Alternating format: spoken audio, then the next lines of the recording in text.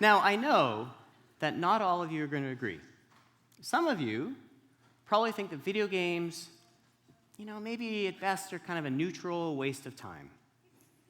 Some of you probably think that video games are actually negative and downright bad for you. And you know what? I'm not going to try to change your mind. I spent a lot of time doing that. I'm not going to do that today. That's not why I'm here. Because if you disagree that video games are awesome, odds are you're my age, 45, or you're older. And I'm not going to try to change your mind, because we're all going to die.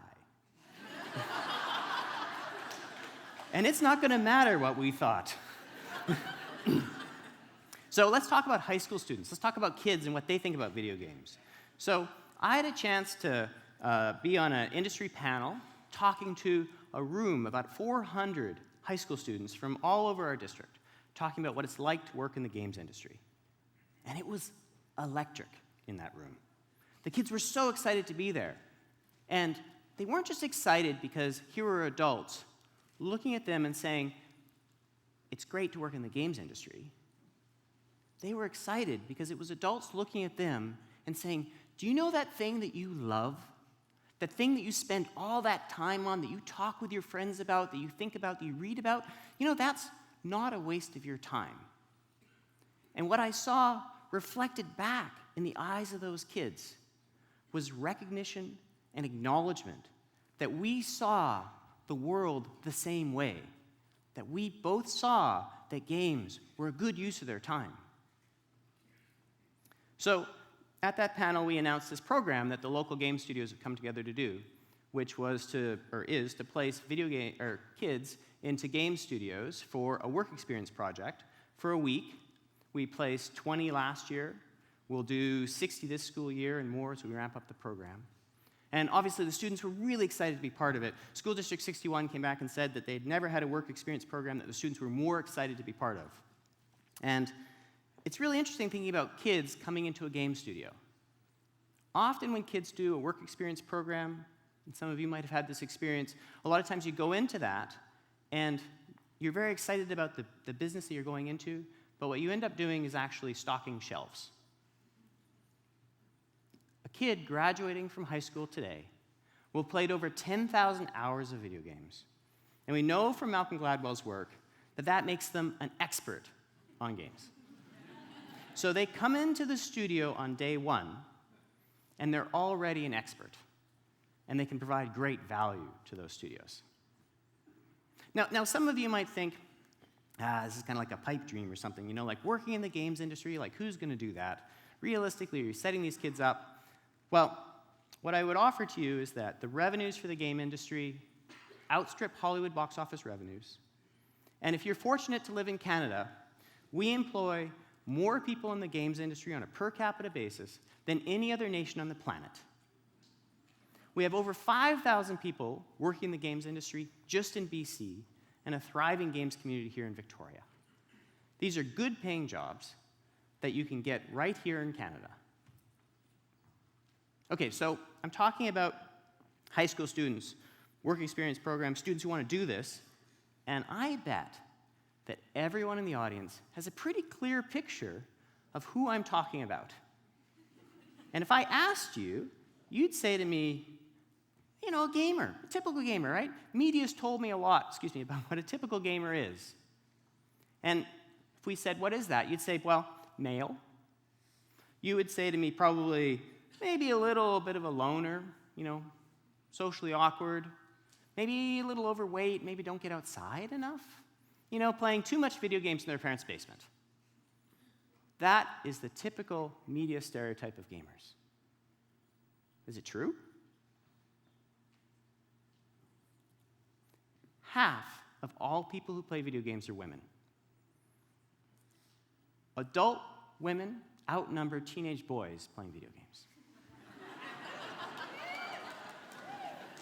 So clearly, they're not all male. So how about not getting enough exercise and not getting out? So I'm a parent. My wife and I have 3 kids. We obviously want balance for those children in their activities. And if you look at the research on digital natives, what they do is not play video games instead of going for a walk or playing soccer outside. They play video games instead of watching TV. So I can watch a really active kid like my 9-year-old, and he plays video games instead of watching TV, which personally I'm pretty happy about that. Then we think about this kind of stereotype, this very pervasive stereotype that video games pull us apart from people, that there's something that you do by yourself. That's a stereotype that's really born out of one point in time when game technology didn't allow us to connect everything together.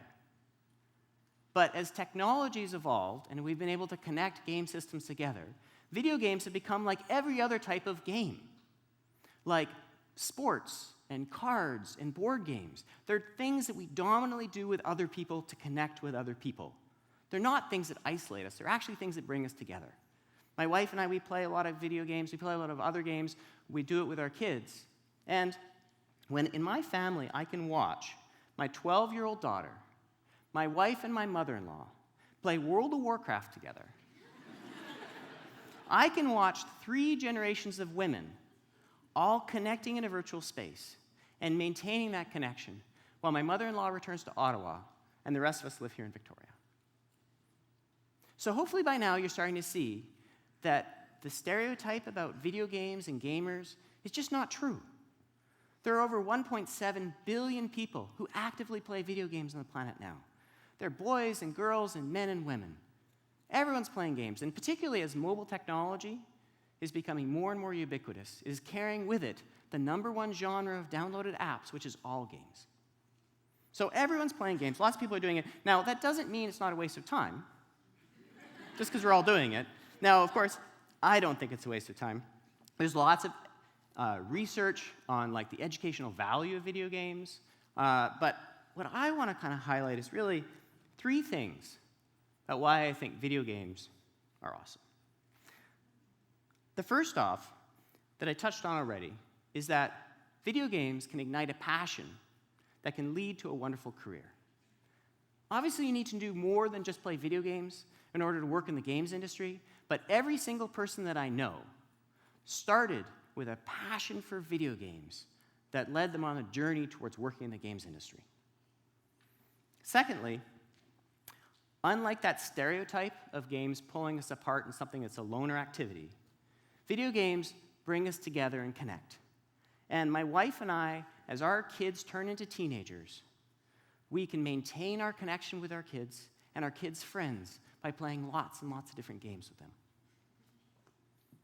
Thirdly, I think that video games can cut through discrimination. There's been a lot of talk on this point, especially stuff in the media recently, some controversy around this, but what I have witnessed is that when you play a game, it doesn't matter what your gender is, it doesn't matter your sexual preference, it doesn't matter your social class, your ethnicity. The only thing that matters when you play a game is how good you are at the game. Nothing else. A couple years ago, my daughter, who was 10 then, and my eldest son, who was 12, we were sitting chatting, and Elise turns to Darius. She says, "Darius, when we're playing World of Warcraft, you joke with me. You laugh with me. We have really fun times. You treat me like your friend. When we're not playing World of Warcraft, you treat me like your little sister, and you push me away. And that hurts my feelings. I want to be your friend." And from that moment, their relationship went from one where they weren't very good friends to now, 2 years later, being absolute best friends. And that's why I know that video games are fucking awesome. Thank you.